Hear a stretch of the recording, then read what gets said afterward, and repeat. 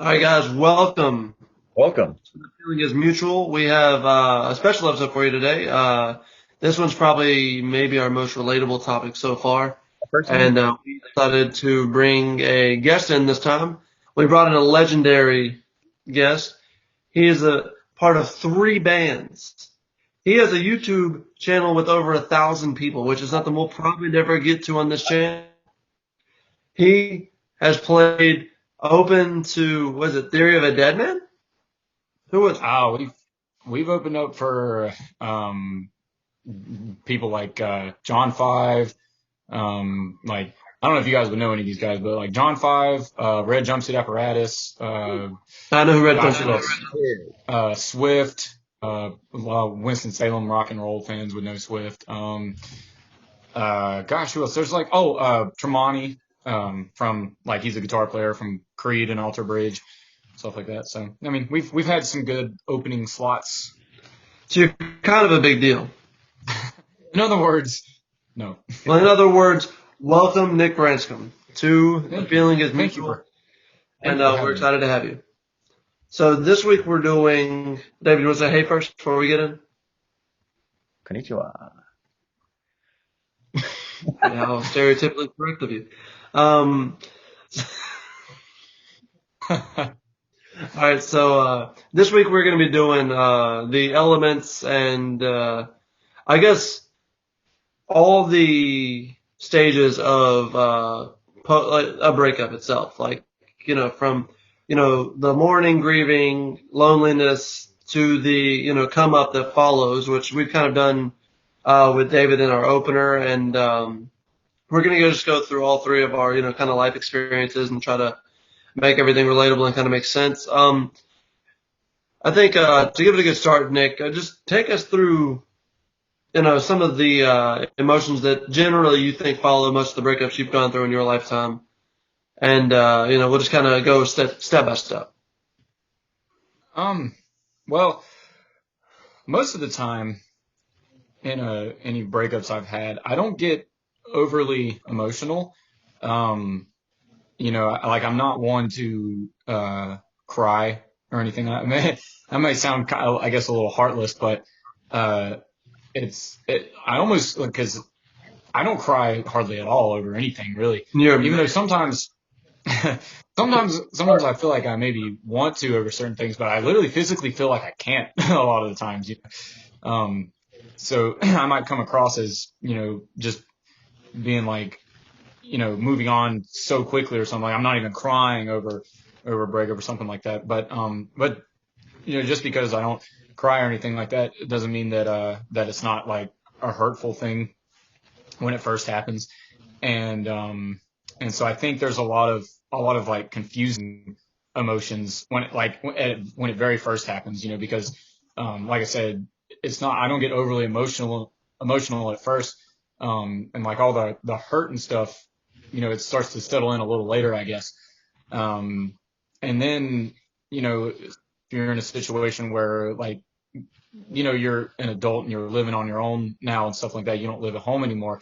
um, you know, Either if you're living with somebody or you're not, but you're not living, with your parents or, something, then after a little bit, that's when like the loneliness starts to set in, and then you really like don't know, what to do. You don't know whether you should, just try to go into, trying to, date somebody right away or something like that, or just try to deal with your loneliness, on your own as best you can. It's all really like, just a very confusing sort of thing. So, um, yeah, I don't know. That's what I feel like. The beginning stages, there's like confusion and loneliness and hurt. Um, and I feel like, those are the biggest one to overcome, though. I feel like it's probably the loneliness part. Um, but, um, but I think those are kind of the big elements of trying to get through something like that, and just trying to move on. All right, David, you touched on some good stuff right there that I'm going to come back to. You can do your thing first, and then I'll try to sum up a lot of the stuff that Nick was just saying in my own experiences. Yeah, he touched on a lot of great stuff. The first thing was not crying. It sounded like, I don't think it's like what's the word? It's not like a male dominant thing. It sounded like Nick just doesn't cry a lot, but I also think there's like this stigma if men cry, then that makes them a little pussy ass bitch or something. But it doesn't look like that's the case with you. But there was a second one. I think like all the stages. I think a good way to describe what he was saying, it's kind of like a roller coaster. Like you might feel a little happy one hour. You might feel lonely for just like another day or another hour. But Yeah, I mean, and not to interrupt, but like there's well, like there's times where, especially if the relationship had its was having a lot of bad moments anyways there towards the end, it can almost feel like a relief, you know, at first, but of course, I don't think that usually doesn't last most of the time, you know, and it goes more into a lonely type of stage. yeah, yeah, I definitely get that. There's also this thing I may have mentioned it in one of our previous videos called it's acronym FAB, faded affect bias, where the negative feelings start to go away, or memories, and positive memories start to come back. It might not affect someone from wanting to get back with someone, but I guess it kind of relieves some of the stress from the breakup and some of the anger you may have from that person. Yeah. I think ultimately how most guys go through it too is we are more prone to look at the upside of being single, considering we can have more sex with more girls. So generally, what happens with guys, I think your roller coaster in a metaphor works out perfectly because it is like a climb at first, and like maybe you can get a girl or not. I mean, you might go try and then fail, but ultimately, at some point that becomes the downfall of the roller coaster. So, you go up and hit the peak with that girl, whether it works out or not. At some point, when it doesn't work out because you're not prepared mentally for the relationship, generally it goes downhill. And I think, all of us have dealt with some form of that. Ultimately, I think it's really relatable for guys itself because the way that we grieve has never been the best way. Like generally, most girls will be upset and cry it out and, feel the emotion and the loneliness and then generally wait until they're a little bit more emotionally prepared to start moving on. But we have this mentality that since the sex is available and we just assume we can go get it, that we do. So like to go along with the initial part, Nick's right about confusion. A lot of times you are trying to refine who you are because a lot of times you invest so much of your actual emotions and personality into a relationship that if you can't find yourself Identity. out of it because you put so much into it specifically. So it's really tough to come out of a breakup and always have a clear head. It's like it's kind of like you bury that single version of yourself without that person around, like deep down in like a storage box, and you got to go back and find it in the container and hope that you can get yourself back ultimately. So that's one of the really tough parts. So confusion is definitely something that you're going to feel. I mean, some people might not reflect emotions the same way, like what you're saying with Nick. I don't think it's a masculinity issue either, where he doesn't cry. I think some people just cry more than others. Like I'm somebody who can cry at a song. I can cry at almost anything. I don't think that releasing that kind of emotion has to be a negative, and I do think some guys take that as like a route where they think it makes them weaker to show those emotions, which might ultimately be part of the reason why guys a lot of times end up going out and being a buffoon after a breakup and doing crazy shit until they end up in that lonely stage, which I think is the most important one, like Nick said. It's the hardest to go through because ultimately you're used to having somebody in all the bad moments. So if you go through more depression after the breakup for any other reason, even if it's like stubbing your toe, that kind of emotion can just like trigger a major episode, and you're used to having a crutch around you at all times, and trying to replace that is really difficult. So I think loneliness a lot of times is the ultimate test for us whether you're a boy or a girl, because I think it's one of the reasons why a lot of couples end up getting back together is because the loneliness itself, you assume can only be fixed if you get back with that person because it makes you miss them. It's like what you said, it brings back the good memories a lot of times, and you start to forget the bad ones. And that's what makes you think that, the only way to be happy again is with that person. But really, if you're patient and just let that phase pass, you'll, have a more level head and you can move forward. So that's kind of like the beginning stages. If you guys have anything you want to add in real quick before I move on, you I, guys go in right now. I think I've never done it, but I think it can work to get back with someone else. But I also want to talk about Nick touched up on it. Maybe I think Nick did. Maybe you did too. About getting with someone right after you get broken up with, which I've learned about that rebounds usually don't last anyway. So, but yeah, I think it's good just to wait it out and work on yourself first, and then try to find someone. Mm. Yeah, it's real. You I go. was just gonna say it's real easy to, yeah, I mean it's really easy to get into something new fairly quickly, uh, just because it's it's like a sort of like a coping mechanism, I guess. You know, it's like you feel it's like okay, because especially if like you were the one that got dumped or whatever, and to have somebody that already like makes you feel wanted and stuff like that, it's and new love or whatever is always like exciting, right? And everything, but that the new love thing can fade off fairly quickly, and especially if you just got out of a relationship. And I think we've all went through this, but just getting out of a relationship and then immediately going into something similar, can make things uncomfortable fairly quickly too. When you thought that you were comfortable at first, so you have to be careful with that and everything. And then if like David said, most of the time it goes to shit.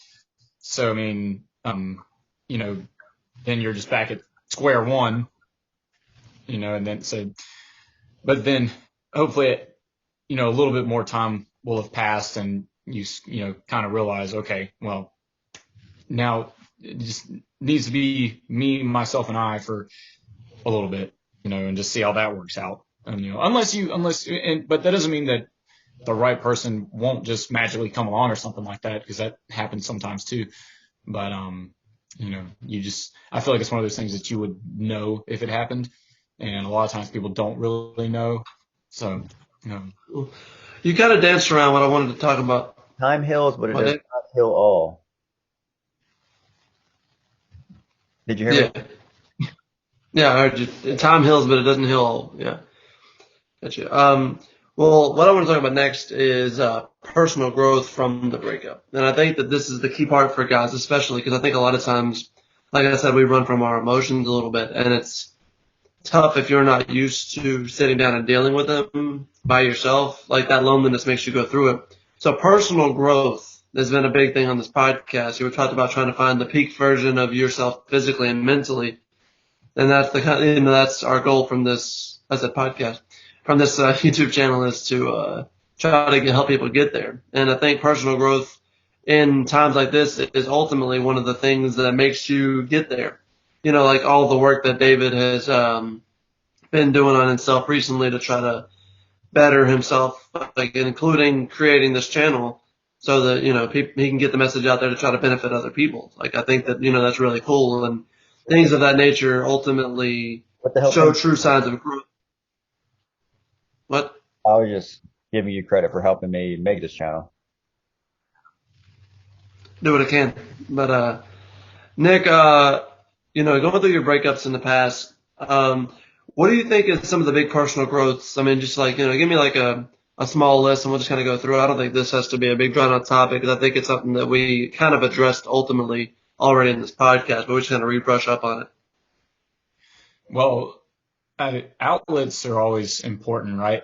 And I think the three of us, all have something that we can do to like take our minds off of certain things that are bothering us at the time and stuff like that. Like you have sports, stuff like that. I'm a musician. So I've always had, music, to turn to, to take my mind off of things. It's my hobby. I think it's a lot harder for people who don't have any hobbies or anything like that to be able to, take their mind off of whatever it is that's bugging them, break up, anything like that. But I've got music, and I like to go do like recreational things like, hiking and stuff like that, playing disc golf, uh, tennis, stuff like that. Um, so I think those are things that are good for you. It's good to have hobbies, because they keep you mentally healthy, I think. And, and for the most part, I mean, sometimes like me being a guitar player, I take my guitar playing really seriously, and I get really frustrated when I'm practicing or playing live or something, and I'm not doing as well as I could be doing or something like that. And it's the same thing. I've played basketball with you many times, and you take your basketball playing very seriously, and if you miss a couple layups or something like that, I've seen you smash the wall a few times and stuff like that. So it's a frustrating thing, but it's still your passion, and that's why you get frustrated. And so it's still something that makes you happy and keeps you, mentally fresh. And it's the same thing like with like hiking and just getting out and getting, some physical activity in and stuff like that, I think is really good.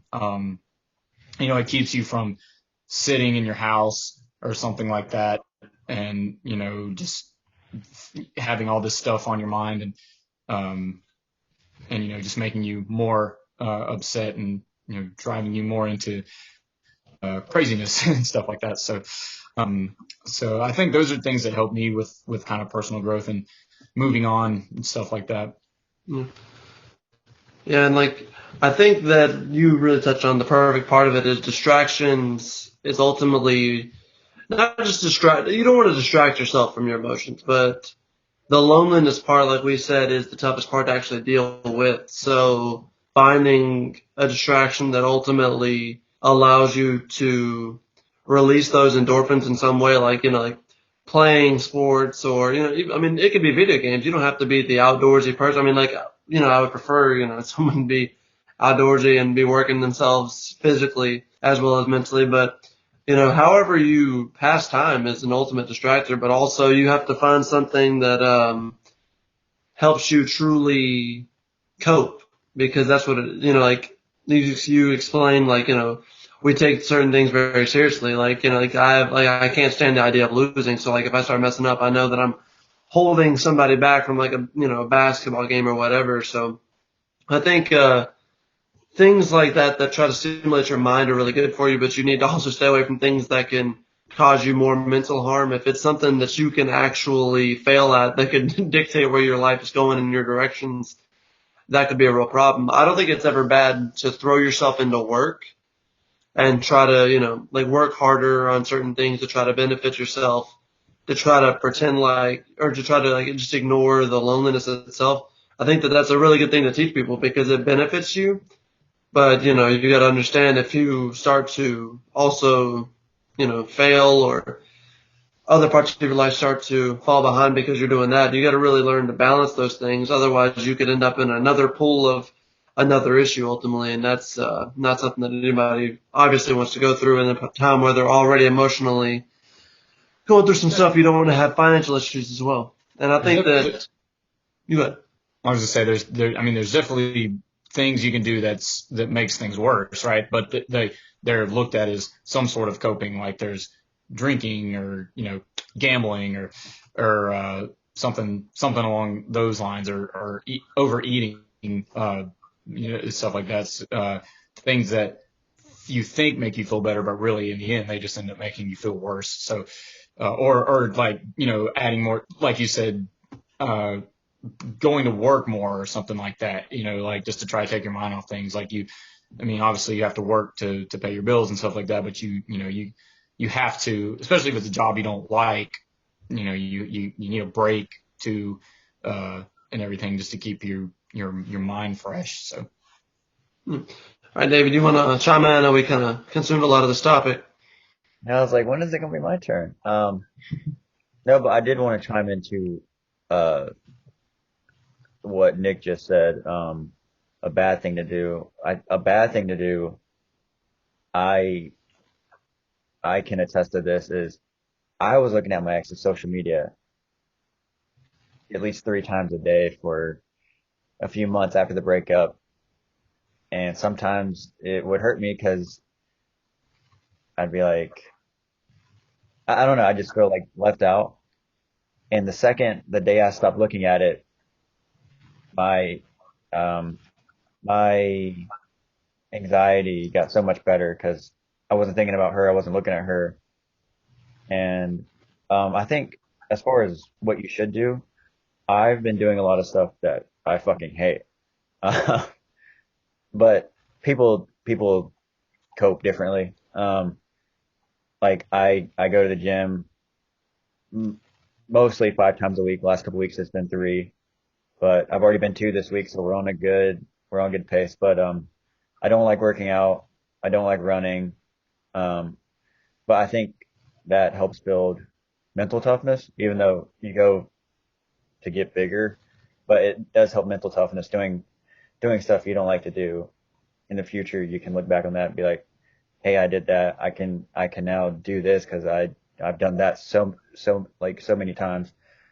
But that's one thing that I have really grown accustomed to since the breakup. And like I said, looking at social media, do not look at social media. It'll just make it worse.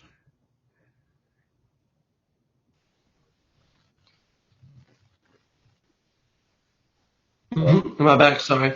I think I lagged out for a second there. Sorry. I'm pretty sure I lagged out for a second. In the middle of David's sentence, all of a sudden he froze, and I was like, "Is it gonna come back?" I was worried that the whole thing's gonna be ruined. Um, no, so we talked on immediate emotions, and we talked about personal growth. I think that the most important part is the conclusion, and to kind of give you guys a base to where to go is like where you want to end up is where better than wherever you were before the breakup. I mean, even if the breakup's not your fault, even if you break up because things just you find out you're not meant to be together, or something happens and you need to break up with the other person. I still think that every breakup is a chance for you to actually grow and be better. So at the end of the day, I think that like whether like you use David's method and push yourself through a bunch of things you hate to make yourself mentally tough, or if you like use like what I would say mine and Nick's method and dive into distractions and trying to just stay busy doing things that make you happy.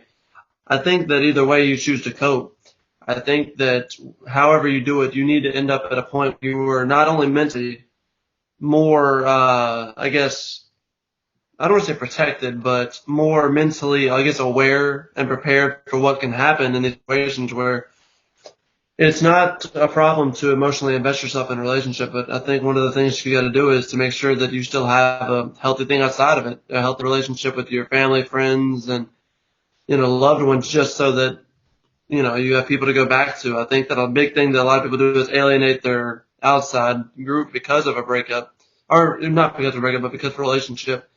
And you go through the breakup, and then you can be kind of alone at times. So ultimately, I think that those people are the ones that help you get through a lot of that stuff. And your direction, you need to have an idea of what you need to be better at the next time you get to a relationship.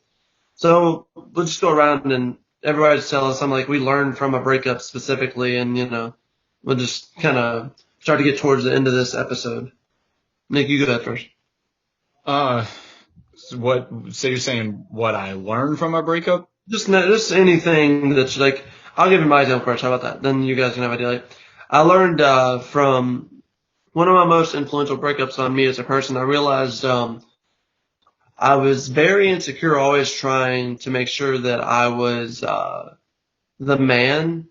And I naturally assume that most relationships follow like an alpha beta dynamic. I don't think that it has to be this like like, I don't think that has to be the case. I don't think that all relationships are built off of people knowing their roles. I'm just saying I think that a lot of relationships have an alpha and a beta, and I think that I've always had that alpha mentality, but I think a lot of times when I was younger, if I ever felt challenged on it, I would get really insecure and cause altercations between me and the other person. So even if it was something simplistic, like just a basic conversation or her just complaining, and I felt like her complaint was taking away, like me being in charge of what things, like how things went ultimately, I felt like I needed to retaliate and like be defensive. So I think that that was one of the biggest growths for me, is realizing that an exchange of power back and forth between a couple is what makes it great. It doesn't have to be all 100% one way all the time.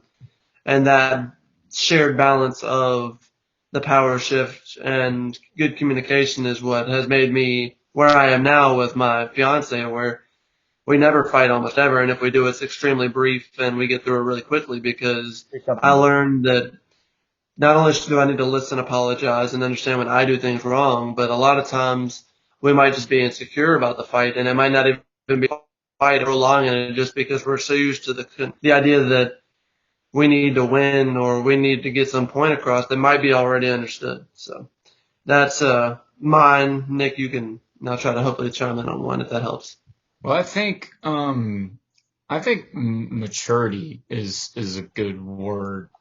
Um, I think after each breakup, because more than likely you'll go through multiple in your life, but I think ultimately, if you take all the steps that we've been talking about, it makes you a little more mature. It gives, you have some more life experience, after something like that happens. And this is more along the lines of when you're dating when you're an adult, or you're in a relationship when you're an adult, because when you're a teenager, it's very rare, especially these days. It seems like the whole high school sweetheart thing isn't really a thing anymore. Um, and you're just I feel like a lot of times in high school and middle school, whenever you start dating, it's for a lot of it's just for fun and stuff like that. But when you get to be an adult, the relationship thing becomes incredibly serious. And whenever breakups happen in that phase of your life, I think once you get past the initial point of the initial steps of the breakup process, I think it makes you more mature. And so in that way, when you finally come to a point where you feel like you're ready to try to not just date or mingle, but find the one, or try to find the person that you want to spend the rest of your life with. Um, you become more mature, or I would hope that you would be more mature as a person, and you just understand that any relationship that you get into at first, it's going to be like hot and heavy at first, always, because that's usually how it is. But that feeling is more than likely going to fade away. Yeah, that that feeling is going to fade away, after a while, and you have to just kind of think to yourself, is this person a person that fits my wants and needs? Is this a person that I can see myself spending my life with, even if there's like some differences or stuff like that? Like, does this person make you feel? Do you feel happy around this person? Do you feel comfortable around this person? Do you like having this person around all the time, in the same bed with you every night, waking up beside each other every morning, paying bills together, stuff like that? I think that's all kinds of things that you maybe necessarily don't take into account in your early stages of dating, but as you get older, go through more breakups, get more life experiences, I think that you ultimately, start to realize these things, and it just makes you more mature as a person, and um, makes the possibility of a long lasting, hopefully lifetime relationship a thing. And yeah. David, round it up. I did. There was one thing that stuck out to me. I don't believe in the one. Some people do. I don't have anything against people who do believe in that. I think that's great if you do believe in that and you did find the one. But shit, I'm sorry. What's the question? I just got stuck on that. What's something you learned from a breakup, Hmm.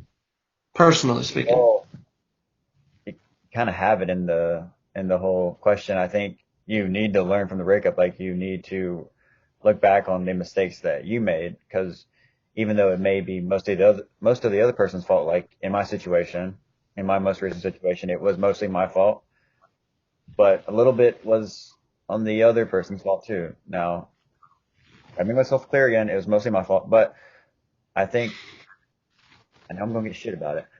I think you, I think what I'm looking for personally is basically like a best friend, because that's that's honestly what I miss most about my last relationship.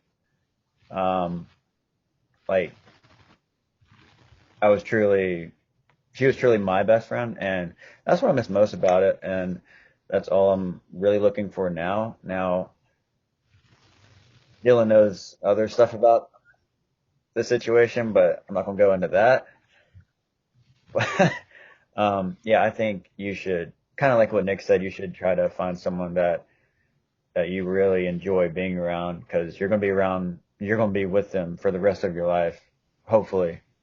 So choose wisely, and you should at our age, um, at this point in our lives, we have enough experience to know and to make the smart decision of who we should choose. Well, I think a lot of those things you don't learn what you need until you really experiment in dating. We talked about this the other day. I think it's really important to date a variety of, the opposite or whatever you're into. I shouldn't just say the opposite sex, I guess, but you should date as much of it as you can, because a lot of times what you think you want isn't what's always best for you. And I think that you only learn that through trials and tribulations and failure. So, finding the person that offers you the most for the long-term success is really difficult to do. And a lot of times, we end up happy and think that that's enough. And, then you might get years down the road and regret where you are, and it just doesn't work out. And the depressing part of that is you invest so much of your life into it. And, you see it daily. And I think it's the biggest reason why the divorce rate in this country is so high, is because naturally we get happy and then we stay around. I mean, I left a perfectly good relationship one time because I just knew that I could be happier, and I wasn't with the one. I believe in it. Of course, like you said, it's not a big deal if you're someone who doesn't, but I knew that the person I was with that wasn't at the time. And, I I would was imagine single for, that was a scary year and for a you half. though. I'm like, you said what? I would imagine that had been a little scary for you though, to make that move. It was. I mean, and it was terrifying, honestly. I mean, like, I left something that was really good at the time with no issues, realistically speaking. And I mean, like, I'm not, out of trying to ask for a trophy, but it did take a lot of courage, and, it blindsided the girl, of course. Like, I mean, it's tough to go through that. And then, like, trying to explain it to people around me was really difficult too, because they're like, well, you guys seem so happy. And it's like, well, we were. I just know I can be happier. And, like, it's kind of like a long process. It feels even longer trying to get to that person. And, like, that took me like a year and a half or so till I actually found it. And, there were many times where I actually doubted my decision, you know, later on, when I would be in those lonely stages where I was like, was this what was best for me? Did I just, make a rash decision because I, was like caught up in the idea that I wanted to get with more girls? But ultimately, I knew I was solidified, when I was in the middle of my worst phase, my lowest point of my life, where, I was basically a man whore. And then I met, my fiance now, and she pulled me out of the situation I was in, and I realized that I made it for a reason. And, the journey along a lot of times is the toughest part of the breakup is you don't know when you're going to not be alone again, and a lot of things we talked about here, whether it be personal growth, whether it be in things you learned, whether it be just, the stages of the initial part, like, it's not easy for anybody. And I think that that's something that we really wanted to sell here, is that everybody goes through their own versions of it. There are similarities, and I don't expect people to hear this video and just, this solve all your problems, because it's still going to hurt like hell. It's a pain in the ass, man. It's really tough, and it's tougher for some people. I mean, it's for others based off of how it ended. And I think a lot of what we need when people are going through breakups is sympathy and patience. Because I can tell you right now, David annoyed the living shit out of me after his breakup a lot of times, and I was just right there with him, trying to just make it through myself sometimes because it would just drive me crazy. You got something to say? And you weren't the only one that I annoyed the shit Oh out of. yeah, There yeah. were there were A lot many of people. people. David was annoying. A lot of people, but There were like, there were there were many people, and I'm very. They may not know this, but I'm very thankful for people like you and my other friends because I was literally waking up for the first few months every morning. I felt like I had demons in my head because I took the breakup so hard because it was my fault. Most of it was my fault, and I hated hurting someone that I cared about and loved so much that she had to leave me. yeah, it's tough. I mean, there's no getting used to that feeling. I mean, and at the end of the breakup, even if it is your fault, and however you choose to retaliate out of it, like you got to understand that the only way to get through a lot of that pain isn't just through the steps that we tried to give away. It's a lot of times it is just time. It really is. I mean, you know, getting under your next girl isn't gonna make you happier. Truthfully, like we said, it's like a roller coaster. At some point, you're gonna go down, and it's gonna suck. And then you need your friends around you to keep you up. Like you guys are about two of my best friends in the world. I mean, like I couldn't make it through any breakup or anything I've ever gone through without the help of people around me, and I know you guys feel the same way. So I mean, Nick, I'm gonna let you plug all your stuff. Any final thoughts you have, and then we're gonna get out of here before the Zoom call kicks us off. Yeah. Obviously, I hope that and people that would view this video, just take because there might be some people that watch this that haven't gone through what the three of us have gone through and stuff like that, and hopefully they can at least kind of know what to expect and stuff like that, because a lot of times, like I said before, breakups are almost inevitable. It's rare that you meet somebody in like high school or something like that anymore that just becomes the person that you spend the rest of your life with or whatever. So, so you should at least expect, you know, or at least keep it in the back of your mind that you could very well go through something like this. And you just have to remember it's not the end of the world. Um, even divorces, after years of being married together, they're very painful. They're hard things to go through, but, you just have to try your best to keep a level head. Don't dive into any kind of bad habits like we were saying, like drinking or over indulging in anything that might be unhealthy for you, physically and mentally. And just work on yourself. Things like working out, hobbies, stuff like that, are very good things to do. And the right person will come along. I believe that it does for everybody. So like you said, though, Dylan, it just takes time and just time and a little bit of effort, on the part of yourself, helping yourself. Um, but yeah, yes, I do have a YouTube channel. It's just Nick Branscome, and I'm, if anybody is watching this, you can message if you like. I'm guitar and music related, and I do some vlogs and stuff like that. So come on over and subscribe. And I play in three bands: Nature of Rebel Minds, or Norm, Dos Enes, and the Terrible Twos. So you can go check any of those bands out if you wish. And I guess we will turn it over to David now and give his final thoughts. Oh shit. Look Um, at Nick. look Look at Nick. at being that pose. Um,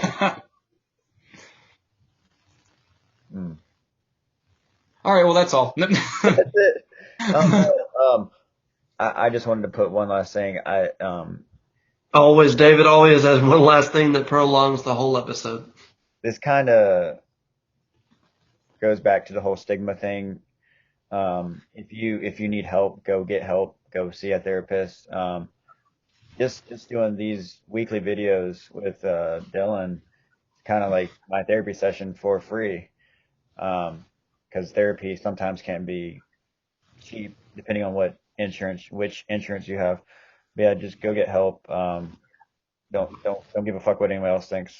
Fuck those people. But that's all I really have. That's all I really have for this episode. I did want to thank Nick for coming on. I think he was a great first guest. Yes, thank you for having me. It was fun. Yeah. We're going to try to get on more of our friends, and Nick will return for other episodes too. Uh, Realistically, like we said, we want, we always talk about it every episode. We want this podcast or this channel to benefit people in a way that gets you to your ultimate physical and mental health. And that's, we don't just do it for likes. We don't get a bunch of views. We don't get the rewards of making money off of this. This is purely because David wanted to benefit people that were in his position prior to the breakup he went through and hopefully help them not make the mistakes he did. So, you know, I like to come back in every episode and say, look, I mean, we're here because somebody put anybody that watches this ahead of himself. And I think that, we built this off of the fact that David at one point was somewhat of a monster to some people, considering some of the things that he had done, which, I mean, most people have already done, and it's not that heinous, truthfully. And, even somebody who did that, went through the breakup, was shattered by the breakup mentally and physically all at the same time, has bounced back and has chose to do something extremely selfless in this channel. And, he chose me, as his best friend and someone who's had history hosting things like this to come on and spread messages like this. And, I'm glad we could bring another one of our close friends that we grew up with in here to try to help people. And hopefully people understand, like, this circle right here, this trio, I mean, we've been friends for a long time, and, like, we've always, for the most part, been around each other whenever we needed it and things like that. And that's kind of what we come back to, is your support system is what's going to help you get through the hardest moments, whether it be breakups or anything that we'll tackle in this channel. And hopefully somebody, even if it's one out of the 40 views we might have for this, somebody takes away something from this that teaches them, breakups, whereas they suck, they're the biggest part of growth there, along with my concept that failure teaches you more than success. And it's just, hopefully everybody can, ultimately become part of the best version of themselves due to what they go through during that depression and that, downtime that you face during a breakup. So, guys, that's the episode this week. Dave and Nick, I'll let you guys both say goodbye in whatever order you want. And then, David, you can end it when you're ready. Well, thank you guys for having me. It was fun. We'll see you next time. Thank you guys for having us. We will see you next time. Deuces!